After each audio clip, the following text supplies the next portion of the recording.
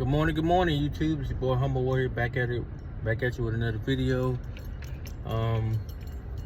Lot to talk about. I actually made 2 different videos to this, but this is the third one, so here we go. Philadelphia Eagles did defeat the Miami Dolphins last night, 31-17. Jalen Hurts was 21 of 32, 279 yards, 2 touchdowns and an interception. He also had a fumble in the game. A.J. Brown had 11 catches, 135 yards, and a touchdown. Tua Tagovailoa, 21 of 31, 216, touchdown and a pick. Tyreek Hill had 11 catches for 88 yards and a touchdown. The Miami Dolphins showed a lot last night, unbeknownst to those who want to admit it, and to the social media world, who all continue to call them frauds or whatever you want to call it, and also people are talking about the refs, which I'm gonna get to that in this video. But the Miami Dolphins showed a lot last night.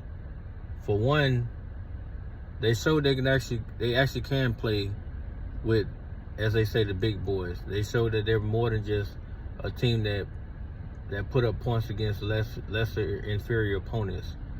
Now, to that same notion, the inferior opponents that people continue to say that the Dolphins put up points against, those same elite teams struggle against. Case in point, yesterday, the New England Patriots did defeat the Buffalo Bills 29-25. They did do that. Now, that Denver Broncos team that everybody's talking about, that Miami hung 70 on, they nearly beat the Kansas City Chiefs. And they play Kansas City again this weekend that's coming up. Now, let's see what Kansas City does against them this time around, because Kansas City looked terrible against them in Arrowhead. Let's see what they do up in Miles Stadium, or whatever you want to call it, Broncos Stadium. But, you know, the narrative has, and I almost forgot, the New York Giants, the same Giants team that Miami hung 31 on at home, they did nearly beat Buffalo. If it was not for a missed flag opportunity that was in the end zone, that was clear pass interference by Johnson, who was holding Waller's arm as he attempted to go for the ball in the back of the end zone, the Buffalo Bills right now will be 4-4. But hey, that's not my business, right? Because the narrative is Miami only beat up on lackluster teams. Now, I digress. Let me get back on subject. So, the Miami Dolphins actually showed a lot last night. For one, they took away the run game. Philly had, I think it was 34 carries. Oh, no, it was 42 carries for 99 yards. They barely averaged 2 yards a carry. Outstanding defense by the Miami Dolphins. Their rushing defense locked that up compared to what happened with the Chargers game, when they gave up almost 340 yards of rushing. So that defense is coming along now, as you can see. They're coming along. What lost us the game last night, as much as I hate to admit it, was the offense.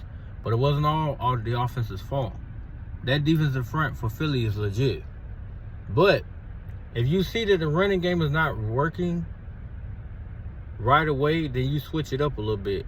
Give to an opportunity to throw us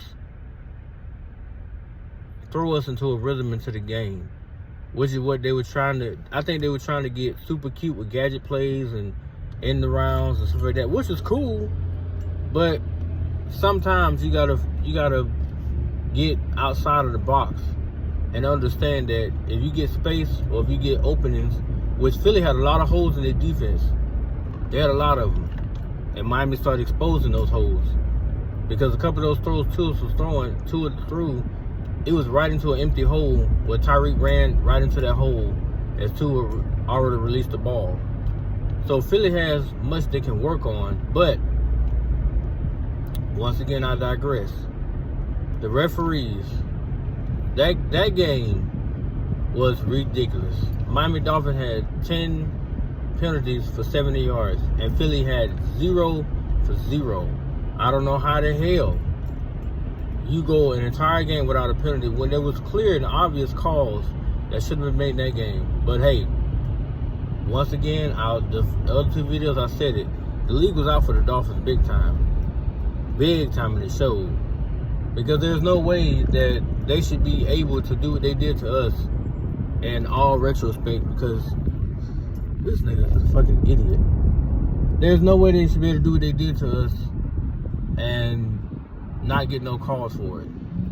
Which blew my mind. I was like, well, I'll be damned. You know, every call that was made against Miami did not go against Philly. The holding calls, the pass interference calls, all those calls went against Miami. They did not go against Philly at all. One of them was blatant. Cedric Wilson Jr. got his head damn near snapped off and nothing got called. And at that point, I was really, really livid. Because I just could not believe what was going on. How bad it was getting. But it got bad. Once again, kudos to the Eagles. But they're not as good as everybody's going to make them out to be. They're very, very beatable. They're very, very predictable.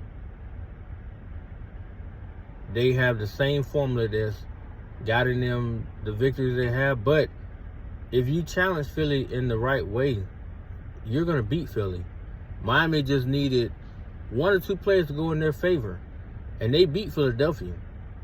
Matter of fact, if you actually take that touchdown pass to Hill in the back of the end zone by Tua off a holding call, which it was holding, I'm not going to say it wasn't. The missed touchdown drop that Hill had, when he literally caught it, as fast as he was running, he caught it. He was to make that safety miss. That right there was a touchdown. So you put that one on the board. You put the pass interference on the board for Cedric Wilson Jr. That's 21 right there.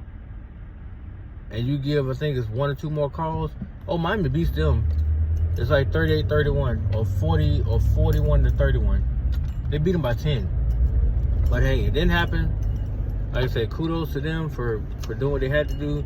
But let's not pretend like Philly's this dominant team, because they wasn't. They did not dominate the Dolphins. The refs hurt the Dolphins, and then the Dolphins beat themselves with stupid penalties. And the same penalties they got beat with, they did not get a chance to get any called in their favor against Philly, which to me was total bullshit. But once again, we're still 5-2, so people got to stop this panic mode they in. We're still in second. We're still got the second seed overall in the AFC, so I don't know what people are starting to panic about. We're in a really good position to make a really, really legit playoff run. Matter of fact, the first game that we got right now is at home in the playoffs, so I don't know what people are bitching about. You have a playoff game in January in Miami because you got the second seed, so you're not going on the road. You can be right at home. But that's my time, guys. Peace.